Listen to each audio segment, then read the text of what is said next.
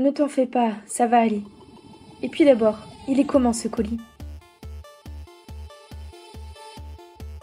La bouche pâteuse et la tête qui résonne, Hello et Drake se réveillent d'une nuit ordinaire et se lancent à la recherche d'un paquet à livrer, leur unique gagne-pain. Passés d'une enfance plutôt bobo à un avenir plus qu'indécis trop rapidement, les amants doivent composer avec les tentations tout au long de leur journée et éprouver la solidité de leurs sentiments respectifs.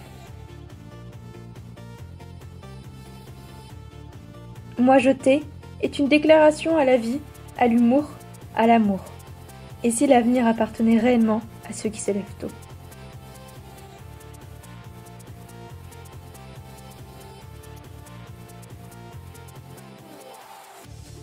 Aloha, c'est Abby pour le podcast Auto-Audition et pour ce nouveau retour de lecture, je suis très ravie de vous parler d'un livre qui s'intitule « Moi, je t'ai » par Olivier Verdy. C'est parti.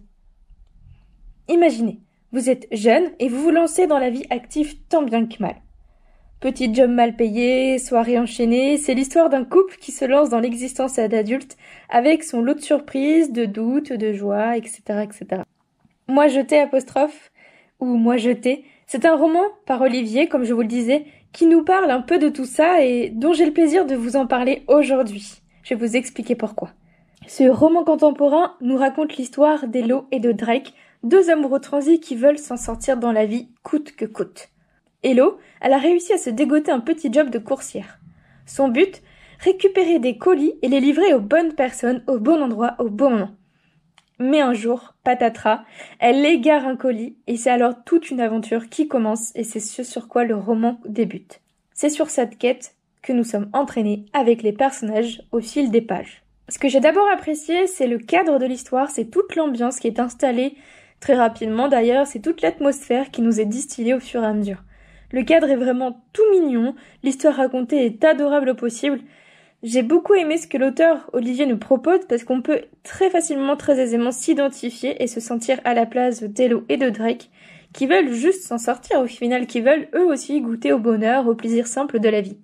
Comme je le disais, l'atmosphère est très chouette, c'est léger, malgré les nombreuses péripéties, c'est-à-dire que ça ne fait pas trop, c'est assez fluide à la lecture, on suit très bien ce qu'il se passe au fur et à mesure des rebondissements.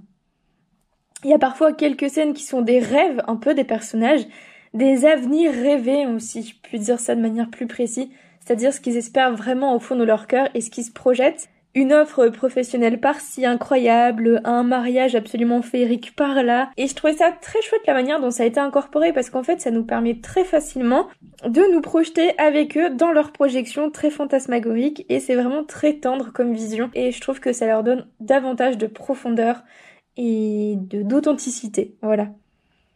Ces deux personnages ont une relation très particulière, ont une vie très spéciale, ont un lien, une personnalité très touchant et honnêtement j'ai beaucoup aimé connaître leur vie, j'ai beaucoup aimé connaître leur histoire et connaître leur aventure du jour qui est de retrouver ce fameux maudit colis qui a disparu, on ne sait pas pourquoi.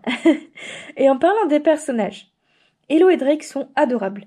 Leurs caractères sont bien travaillés selon moi, on sent quels sont leurs besoins respectifs, quelles sont leurs envies, mais aussi tout ce qui est leurs doutes et leurs objectifs dans la vie, quelles sont leurs convictions, leurs valeurs, ce à quoi ils se raccrochent.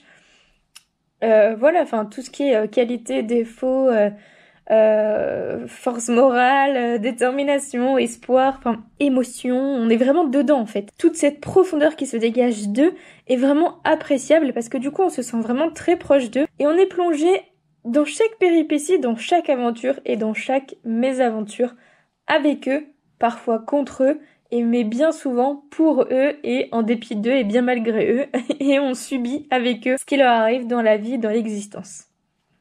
Toutefois, malgré tout ça, malgré la joliesse, j'allais dire, je sais même pas si ça se dit, mais le fait que l'histoire soit jolie, malgré ça, malgré la belle narration, malgré la belle histoire racontée, malgré les bons sentiments, je n'ai pas vraiment accroché à ce roman à cause du style d'écriture. L'histoire est vraiment très belle, mais la manière dont c'est raconté, ça m'a un peu freiné. Le style est assez tranché, alors c'est fluide, l'histoire est fluide, mais la manière, la plume ne l'est peut-être pas forcément toujours. Je trouve que parfois c'est confus, Par rapport aux formulations de phrases que j'ai trouvées par moments étranges, par moments bizarres, je n'arrivais pas tout à fait à saisir tout le sens qui voulait être dit. Et mon cerveau, du coup, avait du mal à comprendre et à suivre pour certains passages. Enfin voilà. Par exemple, quand on passe de la réalité au rêve, il n'y a pas forcément de transition. Alors d'un côté, c'est bien parce que ça nous met totalement dedans, ça nous immerge, comme ce que j'expliquais un peu plus tôt. Mais de l'autre côté, une petite phrase, en fait, voilà, il y a un temps, en fait, à chaque fois où je me dis, ah, ça y est, on a quitté le rêve, on est de nouveau dans la réalité. Voilà, il manquerait une petite phrase, un petit tunnel, en quelque sorte, pour nous faire comprendre qu'on est passé de l'un à l'autre. Du coup, on finit par le deviner, mais peut-être, enfin voilà, au bout d'un certain trop grand effort de notre part, enfin voilà, ça m'a un petit peu perdue. Mais après voilà, je n'étais pas perdue bien longtemps et je retrouvais très facilement mes repères aussi. D'un côté c'est vachement chouette parce que du coup la plume d'Olivier est très originale, je n'ai pas croisé de plume encore qui ressemblait à celle-ci, ça sort de l'ordinaire et on voit pas ça partout. Et de l'autre il faut adhérer totalement et moi j'ai pas adhéré à 100%, alors j'ai bien aimé ce qu'il a raconté, mais la forme j'en suis pas forcément totalement fan. Je n'ai pas forcément énormément apprécié cette lecture, on va dire que je l'ai un peu aimée, mais c'est pas grave, voilà, si je n'ai pas apprécié, ça arrive. Le fond est absolument mignon, l'histoire est adorable, et c'est ce qui rattrape un peu cette expérience. Et puis voilà, si vous souhaitez vous aussi tenter la chose, tenter l'aventure avec Hello et Drake, je vous en prie, cliquez sur le lien en description et je vous souhaite une très belle lecture. C'était Abby pour le podcast auto-édition, et je vous dis à bientôt pour un nouveau retour de lecture. Salut!